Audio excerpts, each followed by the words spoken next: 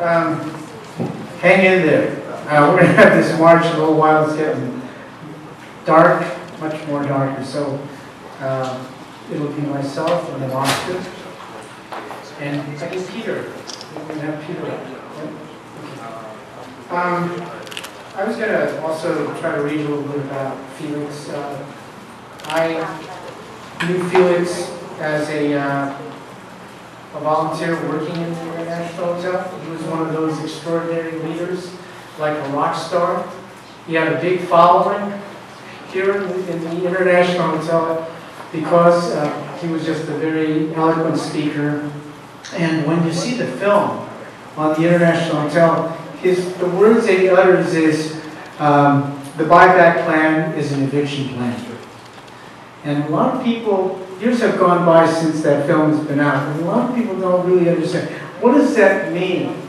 So I'm going to try to talk about it, but I don't want to talk about it at this moment. But I did want to say something about how Manon Felix had a great smile. He was a wonderful, gentle man who really made you feel very special when you were with him. He would like to try to find out about you. And one of the most extraordinary things that you would never know about Felix is that he was completely deaf. He couldn't hear. The only way you could communicate with Felix was by writing, and that was the only way he could communicate with you. But he couldn't hear. And yet this man was so extraordinary that he was so intelligent, he could take some of the most complicated issues and he could be able to speak to big crowds. And he could explain things very clearly. And I remember in the film you saw his black cat. That was his companion. He was in room 201, which is in the corner here in the hotel. And I used to go visit him.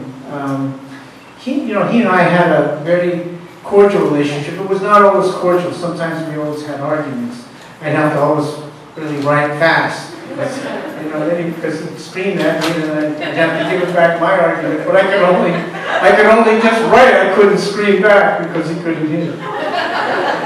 But it was the way, he had a very uncanny way still of always, making you feel, he never put you down. He always had this way of expressing his, very gentle, very honest way with you. And I remember a picture of him in this ballroom with hundreds of other Filipinos, and there were many white women in there. And as you know, the many Filipino elderly who came in the 20s, they were mostly bachelors. The ratio was 14-1. And I believe the woman that he was staying with was his wife, and I believe she was Japanese American. But he was in a very nice suit, very handsome man, at the time. I don't know what happened, to him in that marriage. Maybe someone else knows. Maybe Michael might be able to shed some light. One of the things that I want to also add is that many of these Manons and many of these folks did not, when I got to know them, they were really wonderful, simple folks, just folks who you could just really have a nice conversation with. But because of the pressure that they were under, because of how the owners would continuously bombard us with threats of eviction, that there was a certain thing that in their mind made them become much more brave in order to stay their ground and not move, and to defy this eviction. And you saw that not just in Felix, but you saw this in Wahan, you saw this in Mrs. Delicate, you saw this in Sochang.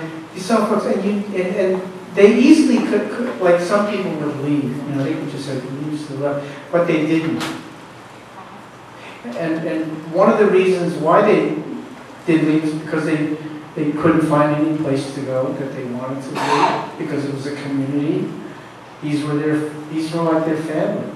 But the other side was that there was something about how they were just they began as togethers. They began to become strong. And you see that in the way that they would speak before the crowds, the way that they would say things to people in such, defiance. And Felix personified that so well. He was fearless in the way that he would be out there. Now remember, he couldn't hear. So I almost thought the only way that this man could fully understand and grasp this is that he must be highly intelligent in order to be able to take this, because he educated crowds of people who would be out there listening to him. And we had a human barricade of 3,000 people. You don't think that Felix had some input in terms of educating these people so that they could stand with us? Or pickets at City Hall. That's what we did. He drew people to action. It's so important to realize that leaders are not born. They're created. They rise up because they feel the injustice greatest. And it's people like the tenants and the supporters who recognize Felix as their leader. And that's how I remember him.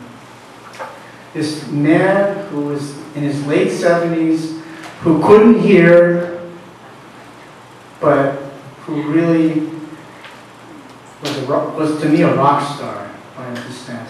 Thank you.